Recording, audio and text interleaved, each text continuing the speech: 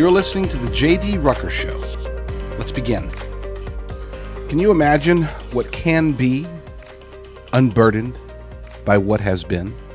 Of course you can't. You're not Kamala Harris. You're not a Democrat. If you're listening to the show, chances are you are not very enthusiastic about the possibility of Kamala Harris being the Democrat nominee. And as a matter of fact, you're not alone.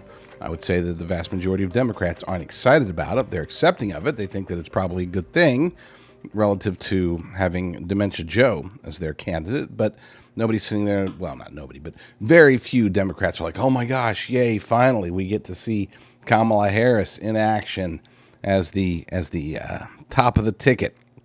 But number one, I don't know if that's necessarily the case. I think there's a distinct possibility that she is a distraction, a false candidate. I don't know for sure if she is going to be the Democrat nominee. Now, I did post yesterday on my Substack during my column before Joe Biden had possibly dropped out. Before somebody dropped out on behalf of Joe Biden, we know that. But we're not sure if it was actually him or maybe Dr. Jill or maybe some proxies of Barack Obama or China or whoever. Somebody dropped out on behalf of Joe Biden, because if you look at the signatures, it wasn't Joe Biden that signed that. And this isn't some, oh my gosh, loony, crazy conspiracy theory. If you actually look at it, it's like very clear that the signature at the bottom of his supposed dropping out, withdrawing from the campaign letter is different from the signatures that he'd done on his previous 4 executive orders. And those executive orders, we have seen he was signing them on camera. So those are his real signatures. The one that was used for the so-called dropping out letter was not his, which brings up the question, is he even able to sign it? We haven't seen him in, 5 days? Now keep in mind, one of the hardest parts about doing this show is that I do it with the most up-to-date information available, and I do this from my personal Rumble channel at jdrucker.com/rumble. But the show, the first hour, airs on RVM News' Rumble channel. You may be watching it now, and if you are, then the show was pre-recorded hours earlier, so there may be new information. If you're watching it on Frank Speech, the second hour, which is on Frank Speech, well, then that one too is pre-recorded from my show on Rumble and then broadcast later in the day. Now, if you're watching on Worldview Tube, which you're not, because this particular segment doesn't air on Worldview Tube, but the 30 minutes at the end of my show that I do on Worldview Tube, that's also live, so you are actually seeing it in live and in living color. And during that last 30 minutes, for those who aren't aware, if you're watching the show on my Rumble or if you're watching it over on Worldview Tube, yes, you can call in. That's the beauty of having 3 different producers for 3 different, basically technically 3 different shows. We just consolidated it all into one show here on my personal Rumble channel at jdrucker.com/rumble. But I digress. So as of right now, as I'm recording this, Joe Biden has not been seen. He hasn't been seen in like 5 days. He had COVID. We saw the last couple of videos we saw of him. He's trying to get up the stairs into Air Force One, and he's struggling mightily. He's trying to come down the stairs of Air Force One a little bit later, and he's struggling even more to come. I mean, look, stairs are tough sometimes for some people, especially if you're like 89 years old or however old he is. Going up is tough. Going down, that shouldn't be as hard, except it was for Joe Biden. And then there was the video, if you haven't seen it, there's a video of him being helped into his motorcade vehicle, and it was a struggle. It wasn't just like, oh, here's a hand, Mr. President, get in. It's like, I mean, it took like 45 seconds for him to go from the door being opened to him actually being able to maneuver his stiffened body into position with people pushing on him here, pushing on him there, just trying to get it to where he's actually in the vehicle itself. And that's the last we saw of him. That's it. Where is he? I mean, he allegedly just dropped out yesterday. Wouldn't you think that maybe he would address the nation, or at least, wave and say, hi, I trust Kamala, see ya. We don't know. And I'll be covering more about that in the second hour, as well as the state of the nation, if the person who is allegedly sitting in the Oval Office at any given moment is completely incapable of running a campaign, let alone running the nation. Today's show is going to be a very painful one for many of us, but it's an important one because here in the first hour, I'm going to be talking about Kamala. I'm going to be answering the question, who is Kamala Harris? And unfortunately, that requires a little bit of pain. We're talking about, it's a tough call. Who's more cringeworthy? Is it Hillary? Is it Kamala? Both of them have degrees of cringe that are unprecedented in American politics. And it's not just because they're women, okay? I mean, we're talking about like Howard Dean level cringe, all right? We're talking about, I mean, just as cringy as it gets. We're talking about Chris Christie level of cringe. So it's not even just Democrats. We're talking about just general cringe. And these two, Kamala Harris and Hillary Clinton, maybe it's the cackles. They have similar cackles, right? Maybe that's it. Who knows? But we're going to explore that, and unfortunately, that means a lot of pain for many of you. I encourage you to, be like what's his name, Captain Kirk in the fifth Star Trek movie, right? Where I need my pain, I want my pain, I need my pain, or however he delivers the line. We need this pain. We need to really truly absorb this Kamala Harris thing. So that we can portray it to others, because we have an election to win. Now, I want to state very clearly up front, okay, we're going to be talking about Kamala because she is, at this point, they're saying she's like the presumptive nominee. They're like, oh yeah, except Obama didn't endorse her, but yeah, she's sort of like Gavin Newsom's endorsing her, so he's not running against her, and Gretchen Whitmer is endorsing her, so she's not running it. So I guess it's got to be Kamala, and people are starting to settle in on this. I will say up front, I'm not certain that she is going to be the nominee. Now, I did say in yesterday's column before the announcement, yesterday's column on Substack, which I do encourage you to subscribe to my Substack, jdrucker.substack.com. I said during yesterday's column that there's only two people who could replace Joe Biden. And the reason, it's not that there was only two that could, there's only two that would, okay? Following the assassination attempt against Donald Trump, all of the momentum, all of the love, all of the goodwill is flowing in his direction, except, of course, from the very, very radical leftists on that side. They wish that he was dead, but they probably wish you were dead. They definitely wish I was dead. But no, other than those people, the general sentiment has been very positive towards Trump. He's rising in the polls, and he's rising in the polls against anybody. So if you're sitting there and you actually are a relatively young candidate, like let's say you're in your 50s, like Gretchen Whitmer or Gavin Newsom or J.B. Pritzker, you've got a future in politics if you don't run. Anybody who runs in 2024, if that person loses to Trump, they will not be seriously considered in 2028. That's just how these things go, okay? We've seen time and again. Rick Santorum came in second to Mitt Romney in 2012, and he came in like 14th in 2016.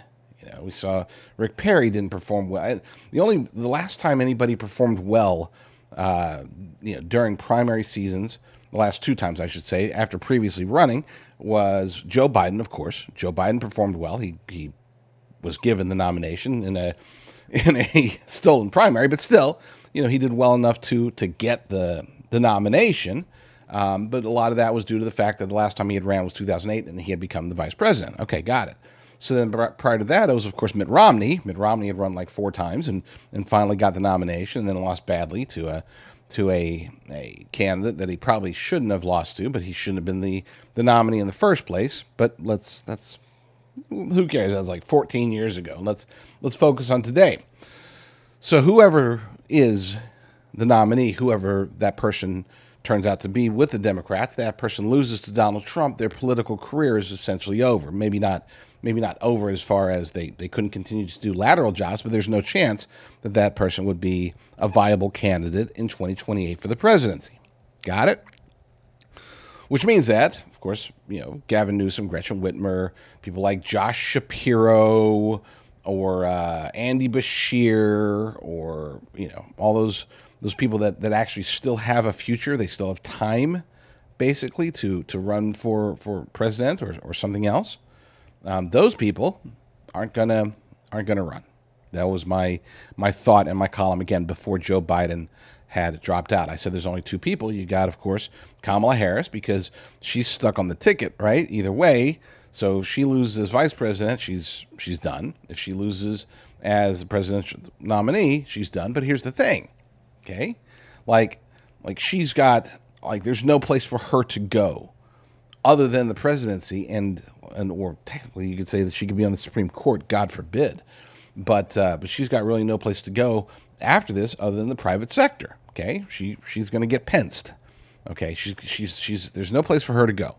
So her only option is to try to win the presidency, or to win with Joe Biden as the vice presidency. Either way, she has to win in 2024 in order to have a further career. Then, of course, there's Hillary Clinton. Okay, Hillary will be what, 77 years old on Inauguration Day, or 77 years old on Election Day this year, which means that, you know, she's not going to be, oh yeah, no, I'm gonna make another run for it when I'm 81. You know, she has no future either. I mean, she barely made it through the 2016 election due to health concerns. How is she going to fare 12 years later in 2028? The answer is she wouldn't. Therefore, she was the only other person. Okay? With that said, the dynamic is somewhat changing, and as I noted in my column, if the powers that be, whether, and you could say that's being led by, some people say that Barack Obama is leading the Democrat side, leading the uniparty swamp as a proxy for the Globalist Elite Cabal. Others think that he is part of the Globalist Elite Cabal, and he's just got the U.S. government sector of it, so to speak, and that's his area of operations. Whatever, however you view it, their plans, we don't know. It is possible, very possible, I would say, that something strange is cooking, and they're just using Kamala as a way to end discussion and put her out there as, okay, yeah, she's probably going to be the nominee. You guys focus on her. Republicans, you guys focus on her. Trump's team had an ad out within literally less than 30 minutes after Joe Biden allegedly had withdrawn from the race. They already had their Kamala ad ready to go, and it was a pretty good one. I don't have it. I should have brought it. I don't have it today, but if you get a chance to watch it, it's not bad. Okay, I disagree with it, and I can explain that later, but I don't disagree with them running it. I disagree with the sentiment of it, but that's a whole other discussion. Campaign strategy, not a huge deal. Point being is that it is still definitely possible that Kamala, even though she's basically being anointed, so to speak, until she gets the anointing of Barack Obama, no, I'm not gonna count her as a sure thing shoe-in. We'll say Barack Obama and Nancy Pelosi combined.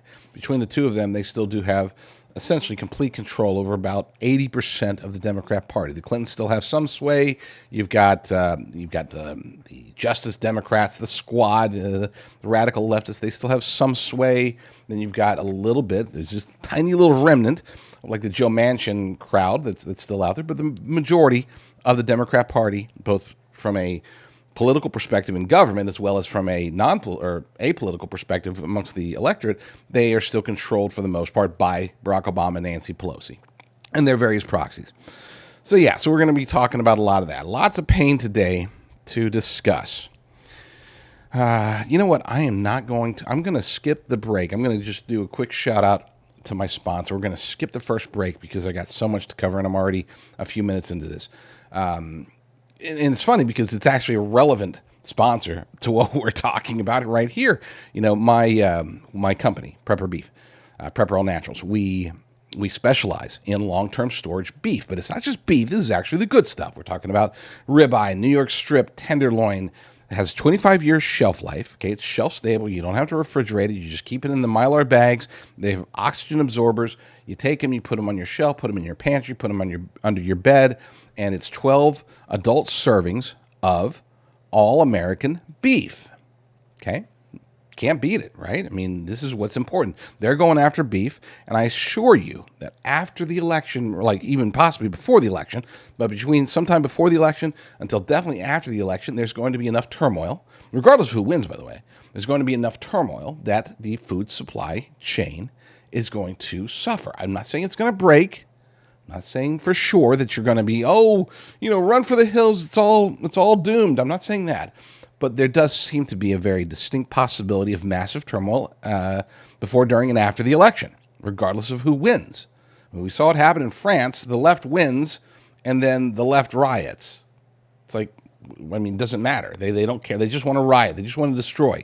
And they are less aggressive than the people here in the United States who hate America. Throw in essentially the armies of military-age men, illegal aliens. We don't know what they have planned. There's a lot of potential for drastic changes in the United States of America just before, during, and then definitely after the election, which is why I say stock up on long-term storage beef. They're coming after beef hard. So go to, that was a long intro to the punchline. Go to preparewithbeef.com. That's preparewithbeef.com, and use a special promo code, an exclusive promo code. Use promo code FREEDOM35, Freedom35 for a limited time. This is the promo code that we use for a 4th of July sale, and I just haven't turned it off yet. And I noticed that today, and it's like, I'm going to turn that off. Let me go ahead in honor of, us going after Kamala or whoever it is that they end up throwing out there as their sacrificial goat, their scapegoat, whoever that is. In honor of that, we're going to fight for freedom. Use promo code FREEDOM35, one word, no space, FREEDOM35 at preparewithbeef.com and get 35% off on me. So there's that, preparewithbeef.com. So let's go ahead and play the first thing. And the question today is, who is Kamala Harris? And I'm going to give you, if you're going to listen to one thing and one thing only, this is the elevator pitch. If you're talking to an independent, if you're talking to, God forbid, a Republican who's thinking about Kamala, definitely if you're talking to Democrats, make sure that they remember this. Make sure that they know this beyond a reasonable doubt.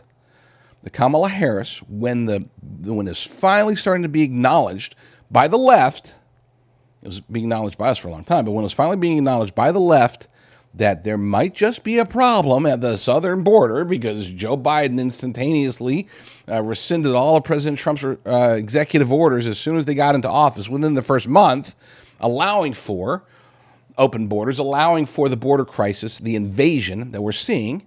Who was in charge of fixing that? Yes, it was border czar Kamala Harris. So let's play this during her little brief interaction with Lester Holt. We've been to the border. So this whole thing about the border, we've been to the border. We've been to the border. You haven't been to the border. I haven't been to Europe. And I don't understand the point that you're.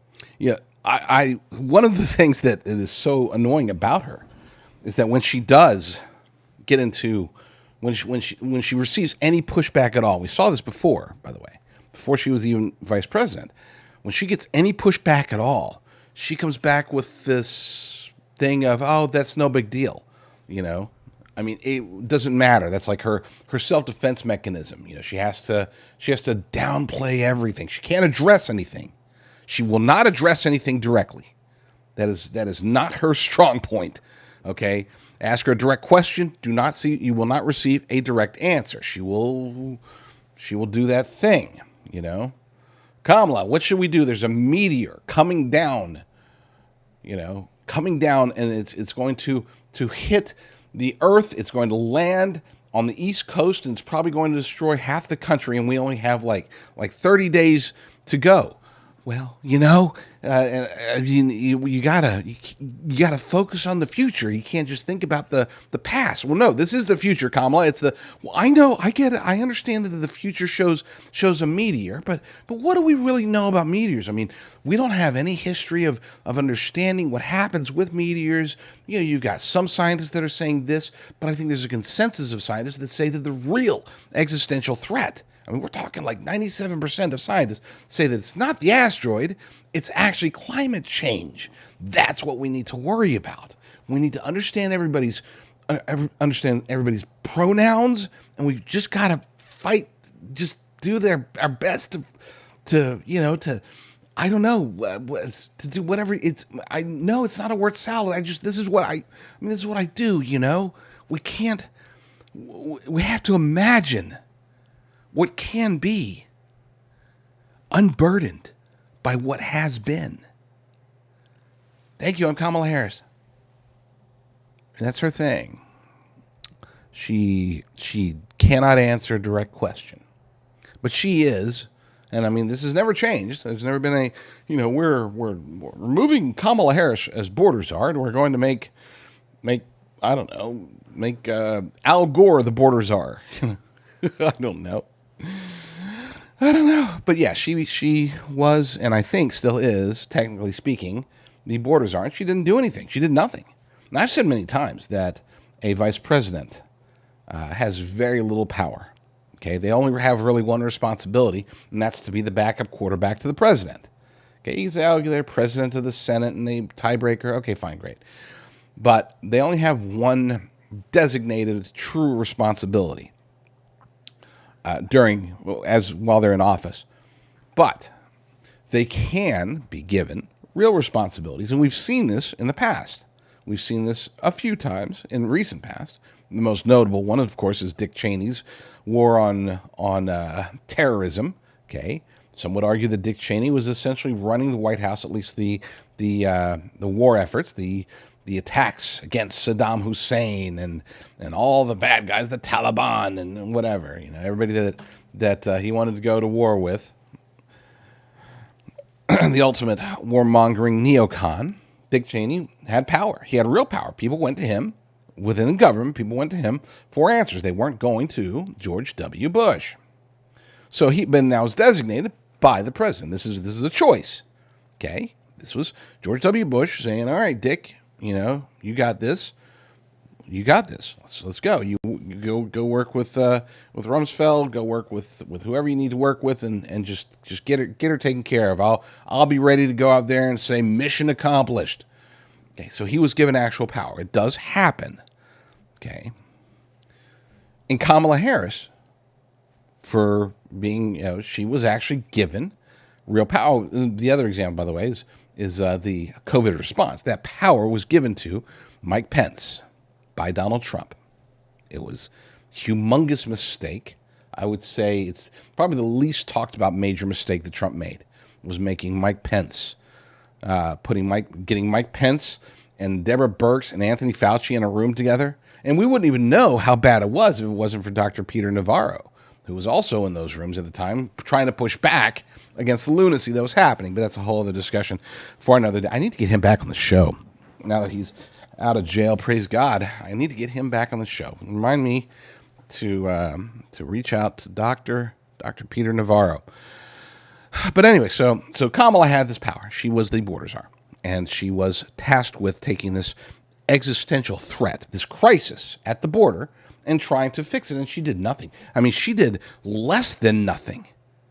It's as if she was, at the time, and I'm not saying that this wasn't true then, and it still could be true today, but at the time I was thinking that this was Joe Biden's way of basically knocking her down, basically putting her in her place, okay?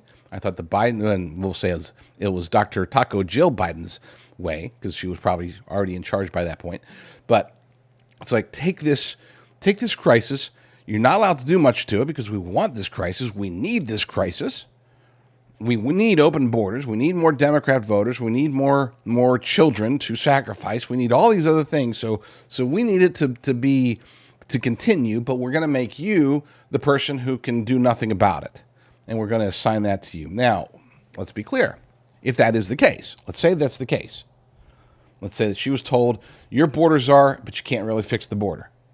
It's her responsibility as a responsible American to say, no, if I'm in charge, I'm going to fix the border. As a matter of fact, as vice president of the United States with limited responsibilities anyway, I'm going to go ahead and take charge of the border, and I'm going to fix it. I'm going to fix it. I can imagine her, if she were an honorable person of integrity and person of action and a person of intellect and all those good things, basically a good patriotic American. If she were, and she was given that responsibility, she should have jumped on it. She should have fixed it. She had the power. the Biden regime, Biden's side of the White House gave her the power, gave her the assignment, and she chose to do nothing. Now, you could say, again, she was probably given a stand-down order. Fine. She's still vice president of the United States. She still has some influence, and she can still go to the press and say, hey, so I'm border czar, but I've been told not to do this, so, hate throwing my boss under the bus, but somebody's got to be the whistleblower, and it's got to be me. Or maybe she doesn't even go to the press. Maybe she just leaks it. Okay, we see leaks in D.C. every hour, every minute probably. Okay, it's been a long time since I've been there. I try to avoid it at all costs, but back when I was there, there was a lot of leaking going on. I got leaked too as a journalist. Okay, so point being is that, wow, why did she do nothing? Why did she allow it? She chose to allow it. The border crisis, I would argue, people have been saying this for a while. Oh, it's Joe Biden's open borders. Joe Biden's open borders. I've been saying it, especially, and you can look back at the old articles all throughout the Liberty Daily and NOQreport.com, old articles out there. Open border crisis blame, who do you blame? It is the Biden-Harris regime. They combined to create and perpetuate this invasion that is currently destroying the United States of America. Perhaps more so than just about anything else. We can argue the various existential threats. The border crisis is definitely one of them, and it could be doing the most harm, at least as of today. There are probably bigger there are bigger existential threats in the long term, but as of right now, every single American, whether they know it or not, whether they're willing to admit it or not, every single American is being affected by the border crisis, period. And that falls on Kamala Harris. So as I said, if you have one takeaway about Kamala Harris, it's that. It's the fact that she is the border czar, and the border crisis is hers. Is it also Biden's? You betcha. Is it also Taco Jill's? Sure. Is it also Alejandro Mayorkas's? Yes. But she's the border czar. She was announced as it. She had the responsibility. She had the power. She had the power of the presidency, essentially. That's what the whole idea of a czar is, that they are empowered by the president in the United States to act on his behalf. And this is what she did, which is literally nothing. As she, Lester Holt called out, you haven't even been to the border. Well, I haven't been to Europe either. What are you saying? You saying I'm not European? Well, no, you're not European. Oh, well, that's racist. Let's get to another one. All right, so that's the serious. Seriously, she is the border czar, and she's failed miserably. She's destroying our nation. How can she be president? All right, there's the serious side. Let's go to some more the fun side of this. There is some fun. See, I'm laughing. There is some fun to this. People who, and I'm sure most of you being my amazing and extremely intelligent and well-informed audience, you're probably very well aware of the various known, I'm sure there was unknown ones, but the various known sexual escapades of Kamala Harris. She's always, throughout her entire career, she has utilized dating. She dated Willie Brown in the 90s to get assigned on various committees and eventually to become the district attorney with his endorsement in San Francisco, and eventually to become the attorney general of the state of California. Okay, seeing a trend here. She dated Willie Brown, then mayor, before he was mayor, when he was just a councilman, then also as mayor of San Francisco, she was dating him back in the 90s. Fast forward to, oh, hey, I'm in politics, big time politics now. I want to get cozy with Hollywood. And so who did she go to? She went to Montel Williams back in the early 2000s, and she became one of his girlfriends. And I say one of, this clip I'm about to play, the embarrassing part isn't that she was with Montel Williams. The embarrassing part is that she's one of two girls with Montel Williams. She didn't even hold his full attention. It's kind of weird. I mean, I don't know. Maybe that was his sister. Who knows? But I thought, I don't know the history of this particular clip. I just know that it's not a good look when you're one of two women on a celebrity's arm. It's trashy. Let's call it. I mean, it's trashy. Long before she met Doug Emhoff, she dated some prominent men, including in 2001, former talk show host Montel Williams. Back then, he was the famous one and had to introduce her to the paparazzi. Kamala Harris. Kamala was dead. Now the whole world knows who she is. Yeah, look at her now. She has pushed the whole Willie Brown and Montel Williams and whoever else she engaged with to move her way up the ladder. That's the fun part. Let's get to some more fun. You know, I've got so many videos. I'm not going to get to them all if I don't start playing more of them. Let's get to this flashback. And this flashback, you know, this is really addressing her actions as the Attorney General of the state of California. As a senator, she was abysmal. And I would argue that she was actually worse as a senator than she was as Attorney General. She was worse as Attorney General than she was as a district attorney in San Francisco.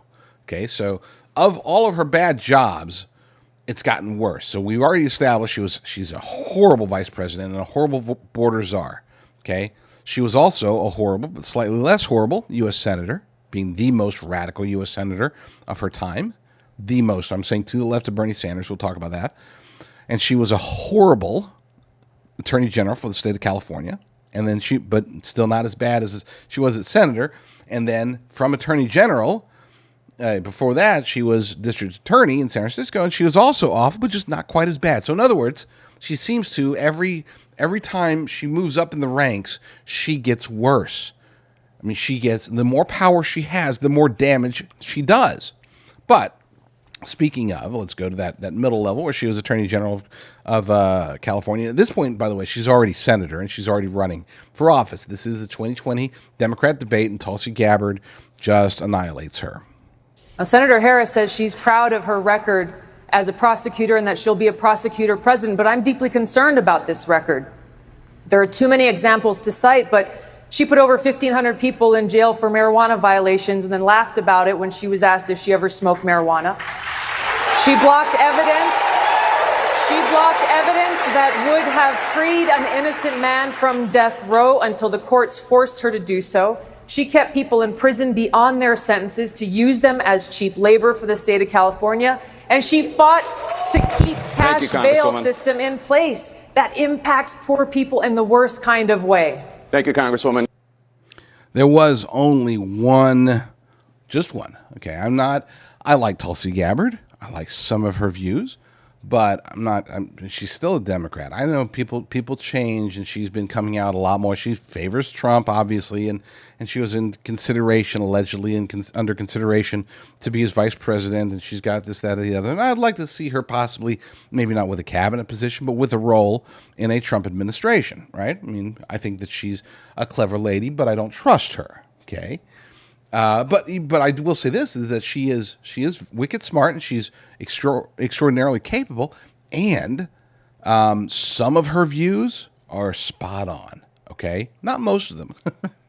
Not most of them, but some of them are actually spot on. But one of the reasons that the one reason I would say it tickled my imagination of her being running mate was so that she could debate Kamala Harris again, with the assumption that Joe Biden was still going to be running and Kamala Harris was going to be the vice president. And if Tulsi Gabbard was Trump's vice president nominee, then it would have been really fun to see Tulsi having a full debate, just because she was given very little time. Okay, Kamala Harris was given plenty of time during the debates, as were Joe Biden. Obviously, was given plenty of time during the debates. Bernie Sanders, Elizabeth Warren was given pretty decent amount of time. Buttigieg was, Klobuchar, but Tulsi was not. She was shunned by the debate moderators, the debate people. She had like the least amount of time, but she used it to her advantage, and she really hit Kamala Harris hard during the debates. With that said, getting to see a full debate between the two of them would have been almost worth having a Democrat as the running mate. Yeah, I'm not saying people don't change. Look, she might surprise me. She might start coming around fully to the conservative side, the conservatarian side, we'll say. She might start leaning into that. We've seen people change. Obviously, Donald Trump was a Democrat.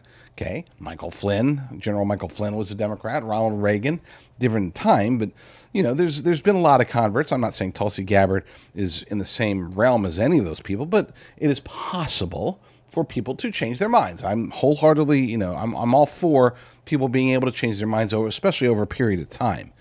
I'm just a little skeptical of her, but this isn't about Tulsi. She's not even in play. Let's talk further about Kamala Harris. Gosh, even her name bugs me. And that's not, I know that she is of Southern Asian and Jamaican descent. And so, that's not a knock on her going after her name. What is a knock on her, and this may be the second most important thing to remind people of, I think everybody knows it deep down, but we may need to remind them, is that Kamala Harris is, by definition, a diversity hire. Okay? It was established before Joe Biden said long before the Democrat National Convention, once it was clear, I think he even said it before it was clear that he was going to be the nominee, that they were going to rig the election, steal it from the primary, steal it from Bernie Sanders and make Joe Biden the nominee. I think even before then, he even said that his vice president would be a woman of color. So that is, again, you can say, oh, diversity hire is such a pejorative. It is. But it's also a fact. It is a fact that Joe Biden limited his search for his running mate to people that fit certain racial and gender criteria. That means that he wanted to hire somebody because of their diversity, which means that Kamala Harris is, by definition, a diversity hire. I'm not saying that as, you're being a bigot. No, I'm saying that is a indisputable fact. You can't say that she was not a diversity hire. You might say that she has the qualifications that she could have wanted anyway if there were no stipulations as to who Joe Biden was going to pick. Okay, fine. That's obviously not true. Knowing Kamala Harris, there was literally, if you have 1,000 people, there would have been at least 800 of them who were better qualified and more intellectually ready to be vice president than Kamala Harris. So it's clearly that she wasn't picked because of her merits or her potential or her qualities or her qualifications or anything. She was picked because she was a woman of color. That's it. That's the only reason she was picked. And if you look at the people that were being considered, you had Bottoms, Keisha Lance Bottoms, you had Karen Bass, you had, literally everybody that was being considered at the time was a woman of color. So she is a diversity hire. And as we're seeing in far less important positions in the world, that this has an impact. Even in something simple like retail, we're seeing a degradation of retail based upon the concept of diversity hiring. Now, here's the thing, and I want to be clear. I am, for those who are perhaps listening on Apple Podcasts, or you couldn't tell, I am diverse myself, okay? I was not even born in the United States. I'm technically a legal immigrant. Technically, if we want to get truly technical, my father was an American citizen. He was in the United States Air Force, serving abroad. So, even though I'm in some circles considered to be a legal immigrant, I'm also considered to be natural born. I could probably run for president is the point. Just putting that out there in case, even though I was born abroad, very similar to how John McCain could run for president when he did, because even though he was born abroad. Anyway, point I'm trying to get at is that we, when we're dealing with pretty much any hire, anytime you're hiring somebody, my humble opinion is that it should be based upon merit and merit alone. It should not be quotas. And it's not just even hiring. Again, education, qualifications. Let's have a world where the people in important jobs, okay, in important, crucial jobs, they are picked because they are the best person for that job. Airline pilots or airplane mechanics, or whoever, anybody who's going to have anything to do with the flying metal box in the sky that's defying gravity and that there's zero chance of survival if it were to stop defying gravity, those people should be hired based upon their qualifications, their knowledge, their abilities, not based upon do they check off certain boxes. Okay?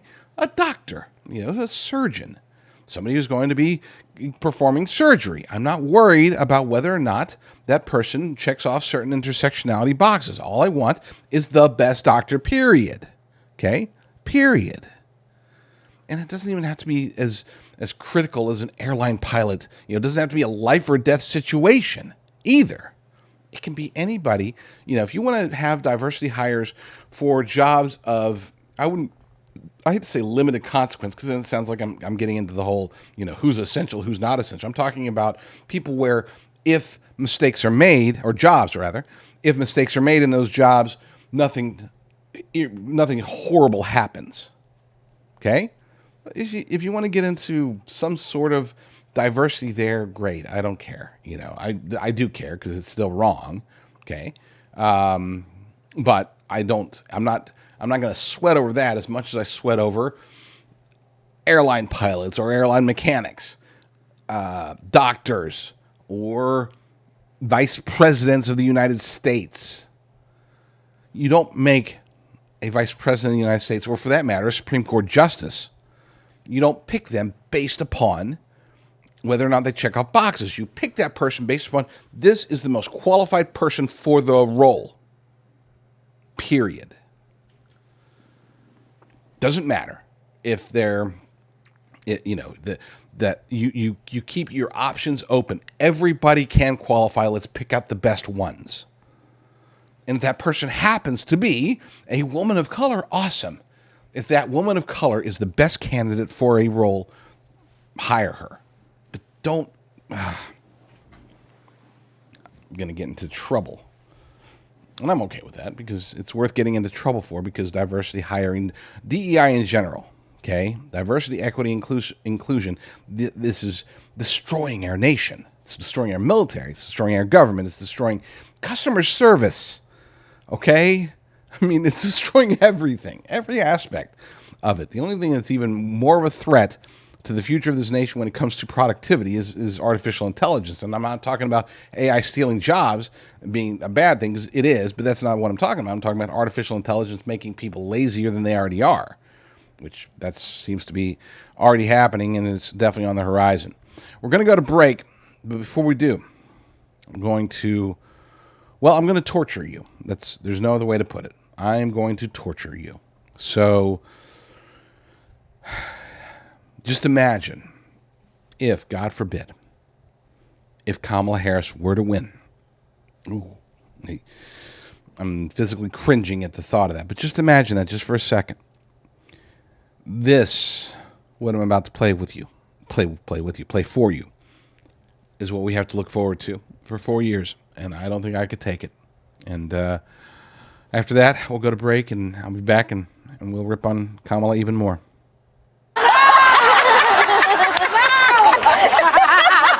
Poor hubby.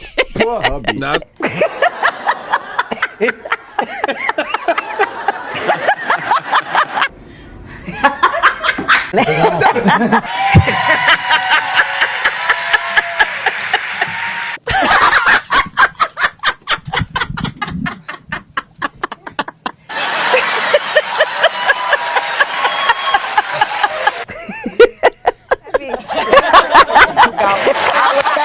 Okay, I couldn't do it. There was like a minute and a half left. It's like, oh my gosh, I'm going to lose viewers so fast. There's no way.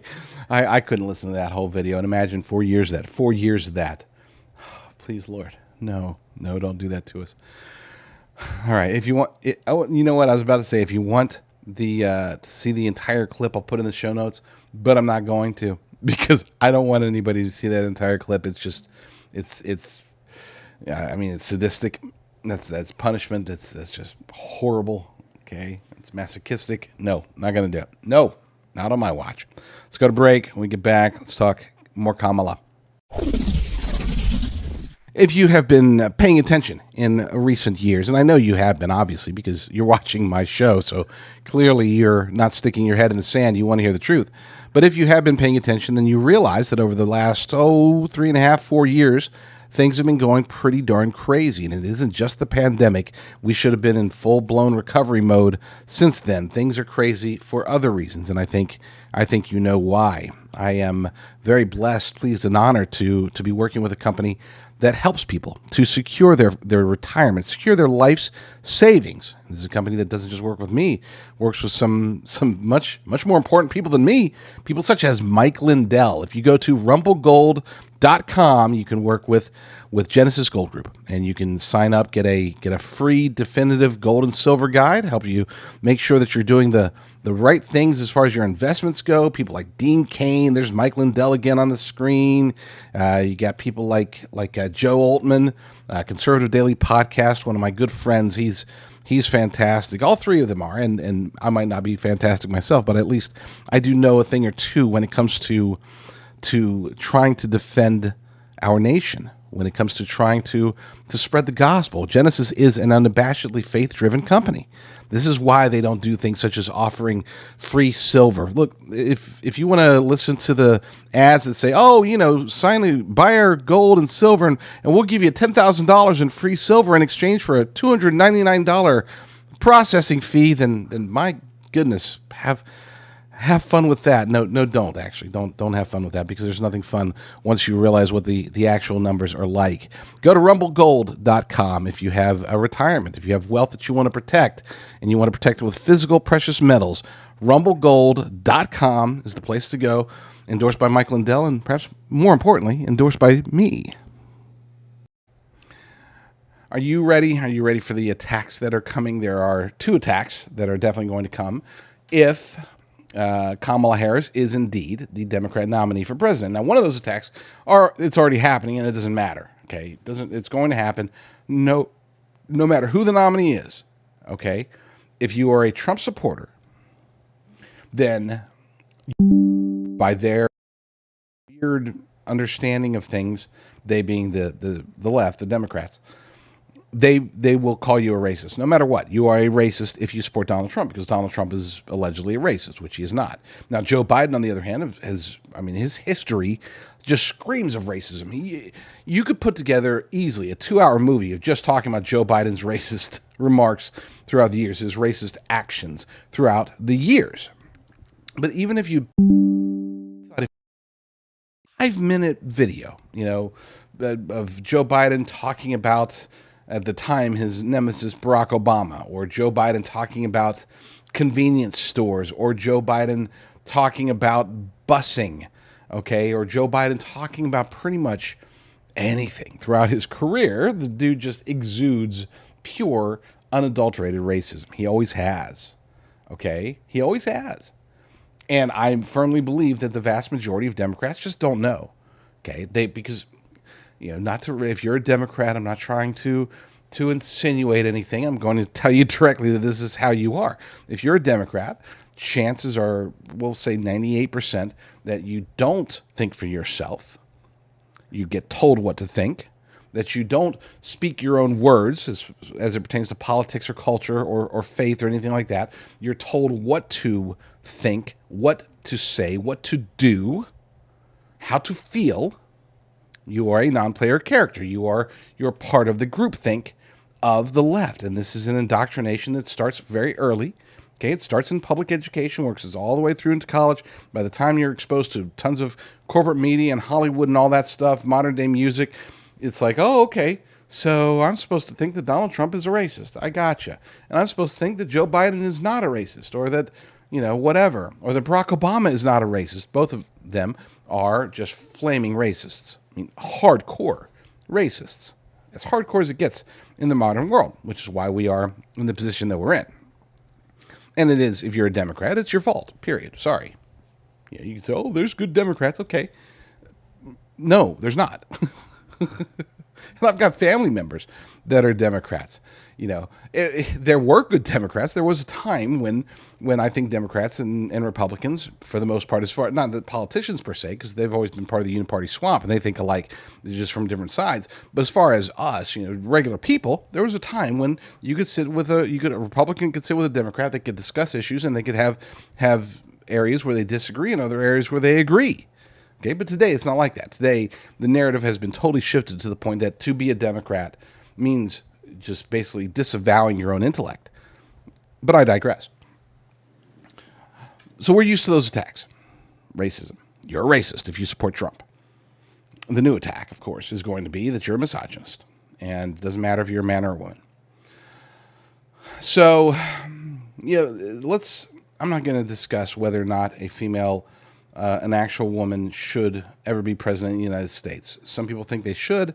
Some people think they shouldn't. And is that sexist? Perhaps. Okay. Is it misogynistic? No. No, it's not. There's a big difference, It's just like, you're not anti-man if you don't like watching male ballet dancers. Okay? Females are just much more elegant, much more limber. They're just better at that things. And it's not just ballet dancing. You could pick out many different actions, activities where women are far superior to men. And I would argue, but there's some good male ballet dancers. I know. But for the most part, the best ballet dancers are always women. They're always and this isn't I'm not saying this from like a sexual thing. I'm just saying that their dancing for ballet is exponentially more beautiful than the best male ballet dancers out there, period. So anyway, I'm going down a really weird hole. Let's who's going to say? Let's give Megyn Kelly. Megyn Kelly's going to save me. Let's play Megyn Kelly. Look, I am a woman. I have a daughter. I hate the fact that there's been no female presidents. I really do. I hate the fact that when you take out your little placemat when your kids are learning the presidents, there's no female face on there, and then you have to explain why. It's effed up. I would love to see a female president, like a Margaret Thatcher type, somebody who's strong and serious and sober and respected. This ain't it. I am telling you, America is not going to elect this Nimrod as its first female president. I trust in them too much for that. They're not that dumb, and they're not that open to a female president to where they'd be like, anybody will do. Anybody. Sorry, late on the button there. Yes, fine, okay. Megyn thinks that she wants a female to be president, just not that Nimrod. Great, I agree. Definitely not that Nimrod, not Kamala Harris. One topic that you might bring up to your friends who are Democrats or independents or whatever, one thing that you might bring up is her use of sexual relationships to advance in her career. And you're definitely going to be called a misogynist for that, because you'll say, oh, well, if a man was doing it, it would be okay. But women, and no, that's not true. That's just not the case.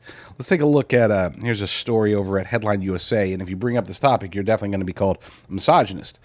But apparently a lot of people were bringing it up on their own because Google Trends don't lie. Well, they do, but not in this case. According to HeadlineUSA.com, Willie Brown trends on Google after Harris emerges as potential DNC nominee. Good old Willie Brown. I've got a friend whose parents or in-laws are friends with, like actual close friends. Like, they talk to Willie Brown all the time, and there are stories that they could tell that I've heard that maybe someday we'll get those stories out about Kamala and good old Willie. But they had the two had an extramarital affair, extramarital relationship. This comes from Louis Cornelio over at Headline USA.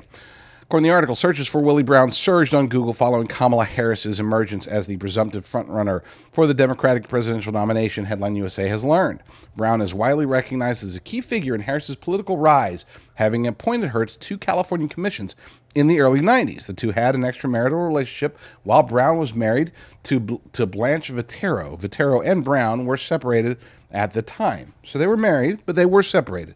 Look, as far as that goes, like the whole, was he married? Was she not? I'm not, honestly, I don't care. That part, they were separated. We can get into a biblical understanding of marriage and yada, yada, yada, but that part is like, I'm not worried about that. What I am worried about is that she used her sexual relationship with a powerful man to be placed on committees, and you have to acknowledge that the chances are, if it wasn't for that relationship, she would never have become the district attorney in San Francisco. She would never have become the attorney general of the state of California, which she would never become senator. She would never be vice president. So she can look back and I mean, she is where she is today because she slept with Willie Brown, period. Okay? If she hadn't slept with Willie Brown, she wouldn't be vice president today. I mean, you can't ignore that. And yes, if it was the other way around, if a man sleeps with a woman to work his way up and becomes vice president or even a presidential candidate, then yes, they should be called out for that too. Is it completely disqualifying? No, it's something that people should know. I mean, there's no other way to put it. People should know about that. All right, we're going to go to, if you're watching on my Rumble channel, we're going to go to a quick break. And if you're watching on RVM News, then I will be signing off, and you can catch the rest over at Frank's Speech, or you can just go to my Rumble channel at Rumble, or at jdrucker.com/Rumble. And I was going to talk more about Joe, but it looks like today's just going to be a Kamala Harris show, so stay tuned. For years, really, I have been very opposed to email newsletters. It really comes down to two reasons. Number one, I hate the spammy ads. I hate seeing pictures of foot fungus or whatever sent to my inbox. It just bugs me to death. Okay, just get the crappy ads out of there, and I'd be okay. And for whatever reason, I thought that maybe those were emails. But number two is that if you really want a clear picture, you got to subscribe to like 15 different emails. You got to get the Breitbart email, the Epoch Times email, and multiples for both of those, and then the Gateway Pundit email. And it's like, you know what? I'm just going to go to the sites that I like. Don't worry about that. I don't want to get 15, 20 emails a day. Okay, so knowing this, but also knowing that with cancel culture, with deplatforming, there's always a chance that I won't be able to reach my audience. I won't be able to reach you. And so as a result, I started talking to some very, very intelligent people that showed me, hey, we can avoid the foot fungus and we can consolidate the emails, right? Okay, great. Show me how. And they showed me how. So as of this month, we started putting it together, and I started examining it. And it's like, holy cow, this would actually work. We could actually put out daily newsletters that reach that pull from a wide variety of sources. You don't have to just get the Breitbart newsletter and get 15 articles from Breitbart. You could get our newsletter, and there's going to be an article from Breitbart maybe, or an article from the Epoch Times, or Slay News, or the Gateway Pundit, or the Liberty Daily, or wherever. Okay, and we're going to pull in between 10 and 20 articles every day and send these out as a newsletter. That way you can get my bird's eye view of what's happening. I create all these. Nothing is automated. I actually go through and I pick out each individual story based upon whether or not I think it's important enough for you to read. So there's that. But we've also taken it a step further, and we've divided it up into 3 types of newsletters. We've got one Discern Report that is designed for conservative politics, conservative geopolitics, culture. I don't want to say standard, because there's nothing standard about it, but it's the sort of stuff that you could take it and you could send it to your Fox News watching grandmother and not be too embarrassed or think that she's going to think that you're into like snake venom injections or anything like that. So and you can get to there by going to discernreport.com. discernreport.com, and there's a sign up there. That's the homegrown version. Or you can go to discernreport.substack.com and sign up there. Either way, it's the same content. So whether you go there or there, sign up and you'll get that newsletter. So we have newsletter number 2, which is called Based Underground. You can go to basedunderground.com and be able to sign up there, or you can sign up at basedunderground.substack.com. It's underground. It's going to be more of the snake venom stuff. The more conspiracy theories is the easiest way to put it. And for those who, if you're not aware, I'm very selective with the conspiracy theories that I publish. I'm not out there just grabbing all kinds of crazy things. It's okay, so this one might be legit. Let's go with it. And then the third one, arguably the most important one, is the J.D. Rucker newsletter, jdrucker.substack.com. You can get to it through noqreport.com, through americafirstreport.com. This is going to be everything else. Everything that I do, everything that I believe is important, I'm going to put it there. So check them out. There's 3 options. Pick one, pick two, pick three, and start getting the truth every day.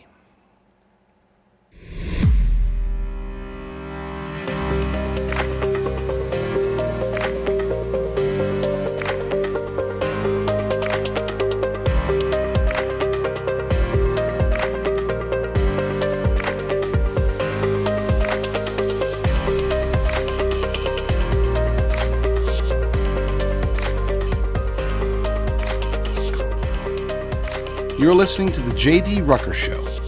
Let's begin. Well, it looks like it's going to be Kamala Harris as the Democrat nominee. At least that's what they're pushing now. Whether or not that's true, we don't know. If they were pushing for somebody else or perhaps searching for somebody else, then the reactions wouldn't be very much different than they are today.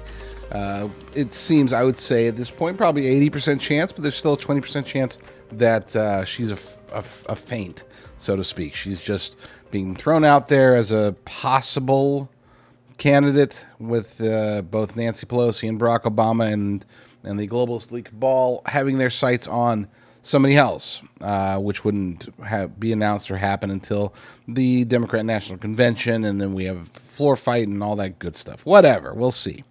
We'll see how that goes down. But as of now, Kamala Harris is the presumptive nominee. She's got a lot of endorsements from people like Joe Biden, which doesn't really mean anything since, as I'll note here in a second, we don't even know if Joe Biden, heck, we don't know if he's still alive. Now, one of the challenges, by the way, let me state up front, one of the challenges of doing the show, so if you're watching this on Frank Speech, which I adore my wonderful friends over at Frank Speech, but one of the challenges is that I do this show. This show is a 2.5-hour show, with the segments, or the hours are broken up and distributed through other networks. So, for example, my first hour goes through RVM News, my second hour goes through Frank Speech. All of these, if you want to see just the entire show earlier than it goes out to the various, my other partners, you can just go to jdrucker.com/rumble. You get to see the first hour, followed by the second hour, and then the last half hour, which is where I do the live call-ins. You can call in and talk to me directly. But obviously that's not the case with the syndication of this show on RVM News, as well as Frank Speech, which you're probably watching for right now. So if you do want to see the whole show at an earlier time, you can go to jdrucker.com/rumble. But I'm very blessed to be part of the Frank Speech audience. A quick shout out to somebody that I never got to meet personally, but I've seen him so many times. He was on Frank Speech as well. Of course, that's the great Lou Dobbs. Very sad to hear the news of his passing last week. Very, just a great patriot. You know, somebody who was at Fox News, who bucked the system just as I would if I were ever at Fox News, which I never will be. But but he didn't play ball. He didn't play the uniparty swamp game that they play over at Fox News, and so he ended up, in my humble opinion, in a better place here at Frank Speech. So pray for his family, pray for his loved ones, and I do hope that Lou is smiling from the other side as we speak. If he were, he's probably smiling or laughing at the idea of Kamala Harris being the nominee, because it's not good. But before we get to her, before we start talking about Kamala, I want to throw out just a very odd thing. Okay, and again, things might change by the time you're watching this, but as of right now, as I'm looking into the camera, we have not heard from Joe Biden in 5 days. Where is he? You would think that if he's stepping down from the race, that he would come out and say, I endorse Kamala, corn pop, do his thing, but he's not even doing that. There's nobody seen him. At least, again, as of right this very moment, as I'm looking into the camera, we haven't seen him. And there was another oddity that we can see over at the Gateway Pundit. Anthony Scott over there, who wrote it, says, Internet buzzes as Biden's signature on dropout letter doesn't match signatures on executive orders. Now, I did verify this, confirm that I looked at the last 4 executive orders. The most recent one was last week on July 17th. And it is definitely not the same signature. Okay, if you can see it on the screen, if you're listening on Apple Podcasts or whatever, then you can't see it. But you'll have to trust me when I say that the one on the left, that is the signature that Joe Biden has signed on camera. We've seen him sign it when he's doing executive orders. He's got the slash for the J, and he's got the R that's a single stroke R with a swirl at the connecting point. Puts in the dots, J dot, R dot, Biden, and it's clearly a Biden, and then another dot for some reason after his name, and then JR for Junior. We don't see that in the signature that was on his supposed stepping down from the race letter that they put out for him via Twitter, of all places, on Sunday. You got the straight line slash, slightly different angle, but then definitely a different R, okay? That R starts at the top, swirls down, and then comes back around. There's a weird accent aigu over top of it for some reason. No dots between the J and the R, or between the J and the R, and then the R and the B. And then the B, in the new signature that just started yesterday, apparently, it's a two-stroke, downstroke, and then a swirling B, okay? And then looks like Biden's. Is that an S, or is that like the D is it could be sort of the same. In Joe Biden's original signature, his real signature, it's one stroke from the B, the I comes out, and then in his new signature, it's sort of not. Again, a weird angle. There's no dot after the end. There's no JR afterwards. And then there's a line underneath. He underlines his name. Now, all of a sudden, his signature is completely different. And you know what? It's not even, it looks different. It's like a lazy forgery. It's almost as if, I would argue that it's so bad and so obvious that they want us to know. And why is that? Why would they want us to know? Unless it's sort of like, hey, they have, and it's perhaps even wrong with Joe Biden. Maybe he really is very sick. He allegedly had COVID, 4 or 5 days ago when he was coming off the plane or trying to get on the plane. The last 3 times we saw him, he's getting on a plane, he's struggling. Then we saw him getting off a plane, he's struggling. Then we see him getting into a car, and he's really, really struggling. And that's it. We haven't seen him in 5 days. Haven't heard from him directly, just on Twitter, which anybody can post on Twitter. Somebody for extraordinarily important letter allegedly with him not only stepping away from the campaign, but also endorsing Kamala Harris. I mean, this makes no sense. Unless, either, number one, they're just so stupid and sloppy that they are faking it poorly, or, which we know they're generally not that stupid. They are pretty sloppy, but they're not that stupid, or they want us to know. And maybe we're about to get an announcement that Joe Biden, something worse than just COVID illness, something worse than just dementia, just something worse than, something that has incapacitated him. And perhaps we are about to see a president, Kamala Harris, already, prematurely, I don't know. And, I'm one of those people that whoever's sitting in the Oval Office, even if they're horrible, like Joe Biden has been, I'm not going to wish ill upon them. We don't need any president to be incapacitated or harmed or dead. Okay, it's never good, especially when his replacement is Kamala Harris, who, in my humble opinion, I would rather have a dementia-ridden Joe Biden and his radical leftist staff in charge than Kamala Harris. She is, in my humble opinion, the least capable person for the job. It's not that she's bad, it's that she's actually worse. I would rather have Hillary Clinton as president. Okay, seriously, I'd rather have Barack Obama again as president. I mean, she's that bad. Kamala Harris is that bad, and we're going to be talking about her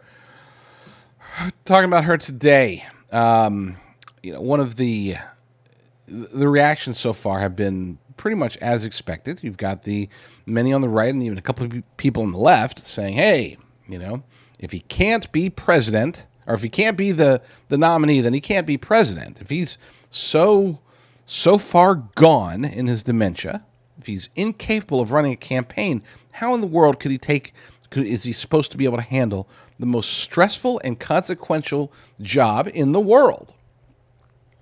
I mean, you could say there's maybe more stressful jobs, but I don't know. I mean, you see the aging effect of the presidency on these people. Okay, I mean, during their 4 or 8 years, they age 2 or 3 decades. It's insane. And that's due, obviously, to stress. They get to see things and somehow try to maintain a happy face, or at least an in-control face the entire time. This is one of the reasons why I've always said that a president, to some extent, has to be at least a little bit of a sociopath, if not a psychopath. They definitely have to be a narcissist, and there's certain character traits about a president that have to be in place for it to work. So, and Kamala doesn't possess any of those, but she is a narcissist. She's definitely a narcissist. I don't think that she's a psychopath. I don't think that she's a sociopath even. I think that she's, if anything, she's just too much of just a normal person. A little weird, but she's kind of like a clumsy grandma who doesn't realize that she's in her 50s. Or is she in her 60s? I don't even know how old she is. I think she's in her late 50s. But, she's just still trying to pretend like she's young. She does her weird grandma dance moves when she's out and about. But for the most part, I mean, she's just incompetent. But before we get to her, I want to get to this one story real quick, because it's got to be noted that we are always told, and we've been told constantly for the last year or so, it's really ramped up, and over the last 3 or 4 months, it's definitely really, really ramped up. The notion, this narrative that that you and I, and especially Donald Trump, are threats to the democracy. We are supposed to be destroying the democracy. Of course, we're not in a democracy, as you know. We are in a constitutional republic, but that's neither here nor there, especially for idiots, also known as Democrats. But an article over at The Federalist by Brianna Lyman really breaks it down, because they have literally subverted democracy. And it's not just now. It's not just with Joe Biden dropping out.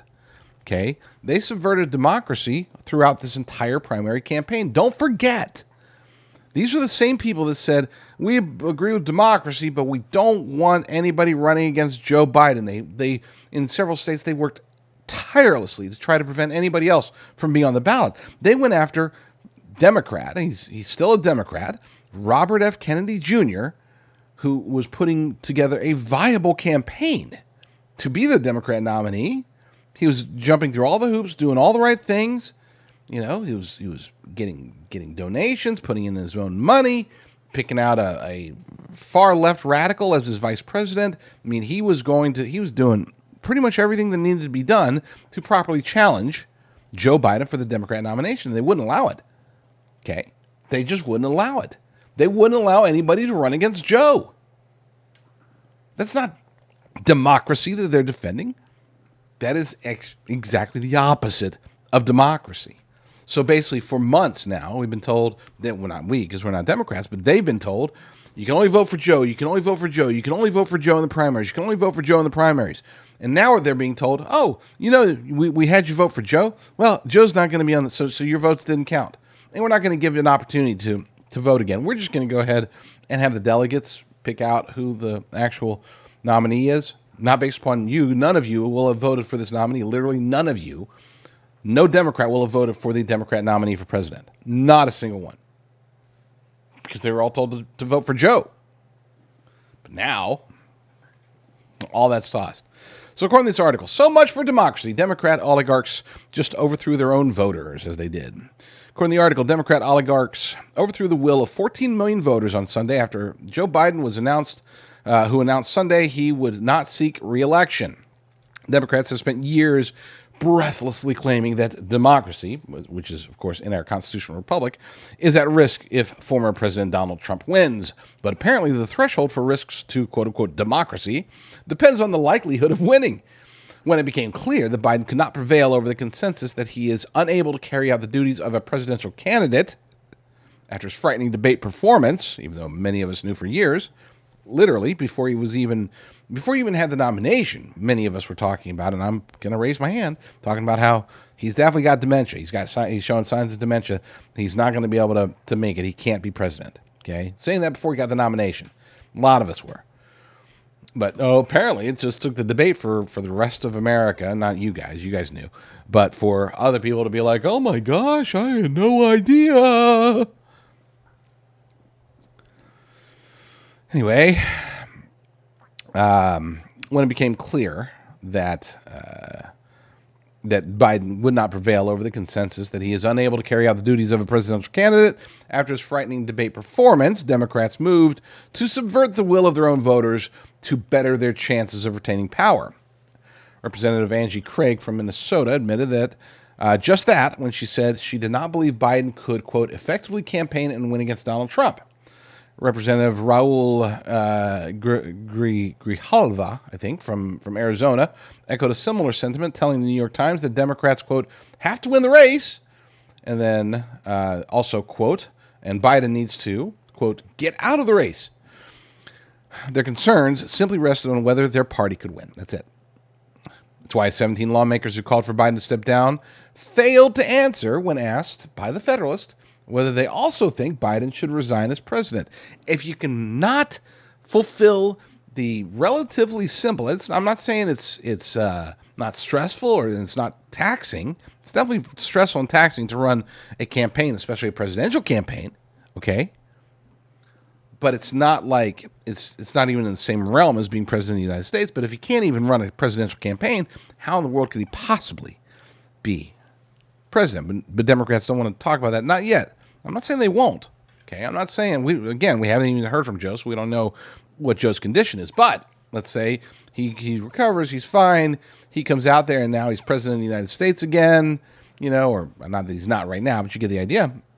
Let's say he's out there and, he can't handle doing campaign speeches or debates, but he's supposed to handle geopolitics, world leaders, a tanking economy, a border crisis, fentanyl. I mean, you name it. We if it's a problem, we've got it.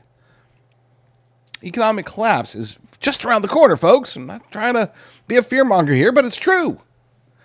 And Joe Biden is supposed to be able to handle that. What if China attacks Taiwan? What if China attacks America?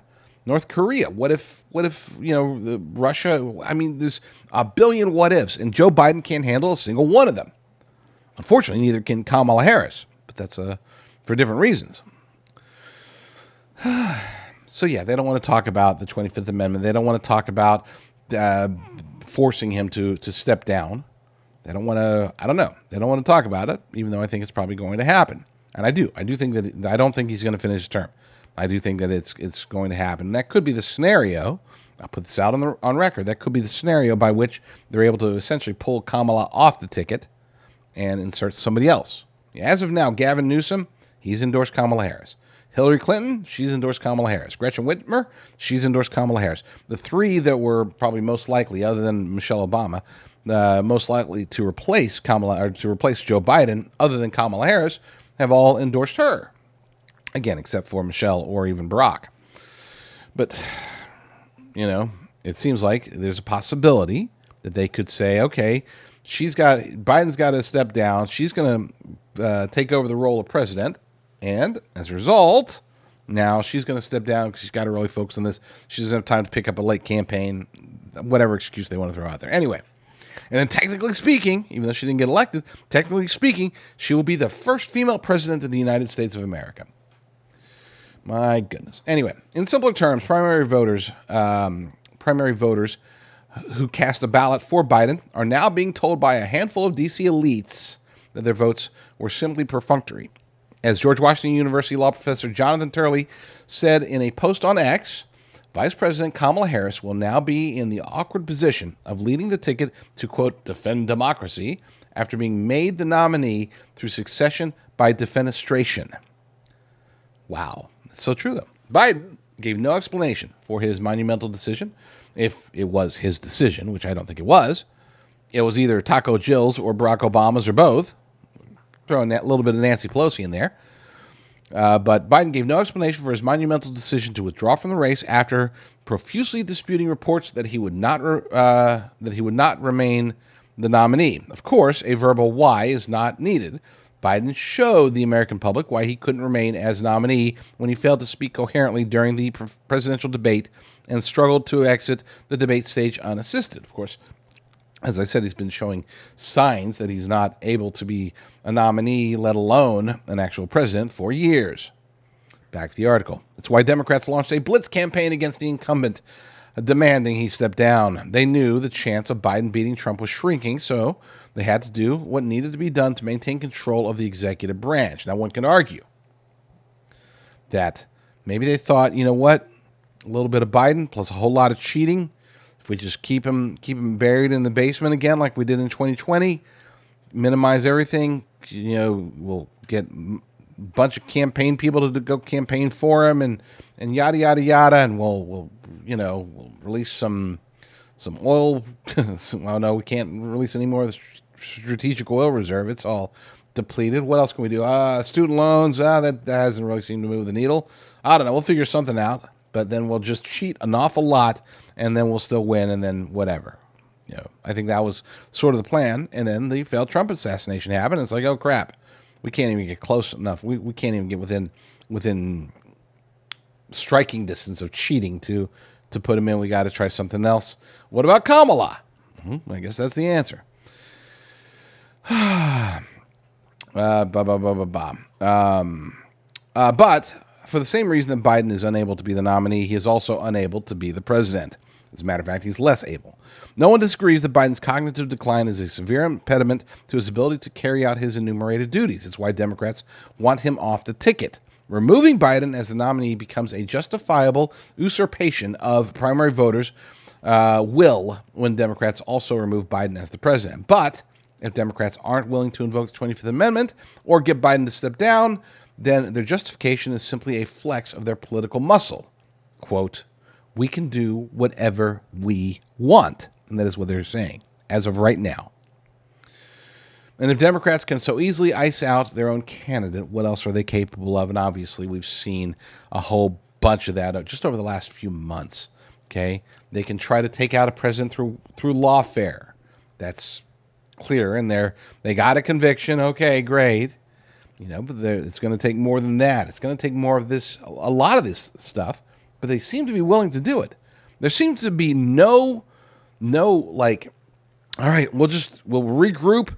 We'll hit the reset button. We'll regroup and we'll go back at it in 2028. It's as if, one would argue, especially if one had a conspiratorial mind, one could argue that they are demonstrating a last resort, existential. In other words, they're on a timetable, perhaps maybe the Agenda 2030 timetable. Oh, I don't know. But they're on a timetable where they have to, no matter what happens, no matter what it takes, if people have to die for them to prevent Donald Trump from getting into the White House, then by golly, those people will die and they will be martyrs in the eyes of the radicals, in the eyes of the Democrats. I don't even want to just say radicals. It's all of them. The uniparty swamp is terrified of a Trump presidency, and they seem to be willing to do anything. This is why, look, I'm all for being, having courage, and I appreciate Trump's willingness to go out there. I just sure wish he would just not. I really wish he would just hole up until the election, just get into a bunker mode, talk to the people online, don't go to any more rallies. I fear for my president. Now, with that said, I don't truly fear. That's not like, that's more anxiety reduction than anything else, because I do believe that if God wants Trump to win, then he'll win. If God does not want Trump to win, then he won't win. If God wanted Trump to be assassinated, then he would have been assassinated. And if God doesn't want Trump to be assassinated, then he'll turn his head at the last moment, just before the bullet goes through his brain, and he'll get a nick on the ear to have something to show for it, and then we are exactly where we are today. Our plans are never the right plans. Always trust in God. Let's take a quick break. When we get back, look at some more reactions to Kamala, and hopefully, Lord willing, if we have time, we'll actually look to the future with or without Kamala Harris as the nominee. So stay tuned. For a very limited time, you can go to mypillow.com/JDR and get employee pricing on the premium MyPillow as low as $19.98. That's $19.98. Use promo code JDR at mypillow.com/JDR. You can take advantage of that or the $25 extravaganza that's going on right now as we speak as well. mypillow.com/JDR. Use promo code JDR for the maximum discount. There are a few companies out there that can help you to get long-term storage meds. It's something that they don't talk about nearly enough, I don't think.